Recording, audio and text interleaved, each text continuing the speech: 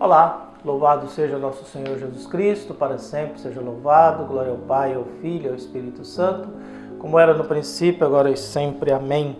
Queridos irmãos e irmãs, paroquianos da nossa paróquia, Nossa Senhora da Abadia, Diocese de Cristalândia, graça e paz, aqui em Lagoa da Confusão, que Deus abençoe e ilumine a todos nós, fortalecidos na fé, nesse dia 20 de outubro de 2024, neste domingo, 29º domingo do tempo comum.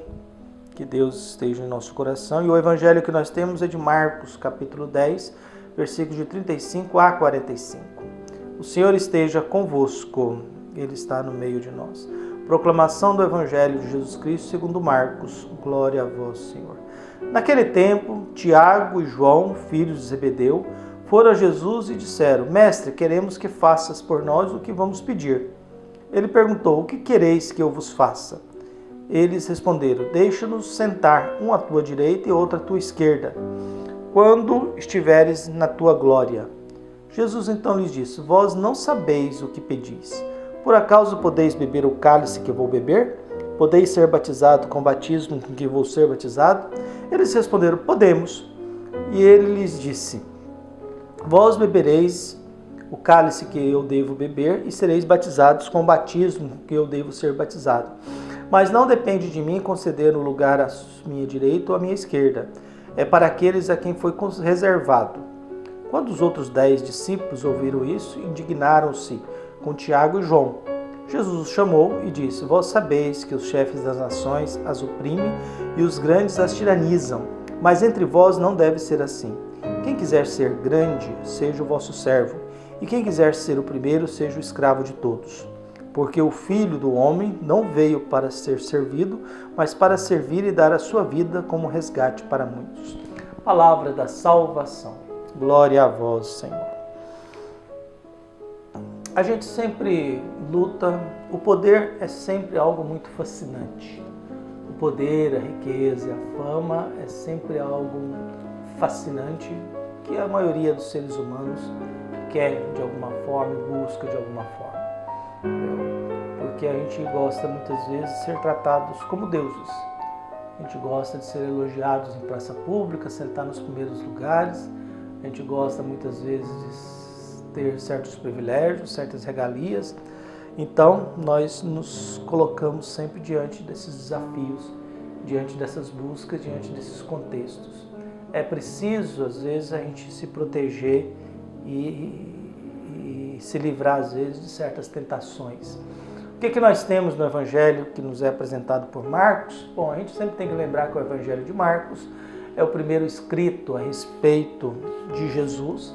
O pano de fundo do Evangelho é dar uma resposta a quem está se preparando para o batizado sobre quem é Jesus. E ao mesmo tempo que a gente procura dar uma resposta sobre quem é Jesus, Jesus no Evangelho está procurando alguém que faça uma profissão de fé. Então esse é o contexto de Marcos. Ele praticamente é a junção de 5 livrinhos, tem 2 partes. A primeira parte é do deserto, vai até Cesareia de Filipe, quando Jesus pergunta: o que dizem o povo sou eu? Então a primeira parte termina com a profissão de fé de Pedro. E a segunda parte, que é a viagem indo para Jerusalém, começa com os anúncios da paixão, morte e ressurreição de Jesus. Esse é o pano de fundo do Evangelho de Marcos. E agora nós estamos nesse contexto, o contexto já é na segunda parte, o pedido dos filhos de Zebedeu, Tiago e João, para ter lugares de privilégio. Afinal, estamos indo para Jerusalém, Jesus começa a anunciar a sua paixão, morte e ressurreição, depois da profissão de fé de Pedro, e agora existe uma questão de poder. Então o diálogo num outro evangelho é a mãe que pede, agora não, no Marcos são os 2 que pedem. Os 2 que pedem: queremos ficar um da tua direita ou da tua esquerda. Queremos um lugar de privilégio aí no seu reinado. E Jesus responde: vocês não sabem o que vocês estão pedindo. Vocês não sabem o que vocês estão te dizendo. E há momentos que Jesus fala isso: você não sabe o que você está pedindo. Você não sabe o que você está dizendo. E aí vocês podem beber o cálice e ser batizado, o cálice que eu vou beber e ser batizado com o batismo. Jesus está falando do batismo de sangue na cruz. Ali Jesus prova a sua fé em Deus, não arreda pé. Não negocia a sua fé. Podia ter negociado? Podia ter convencido Pilatos, podia ter provocado uma revolução com a multidão, podia ter argumentado. Jesus não, Jesus chega um momento, ele é isso aqui mesmo, não abro mão disso não, entendeu?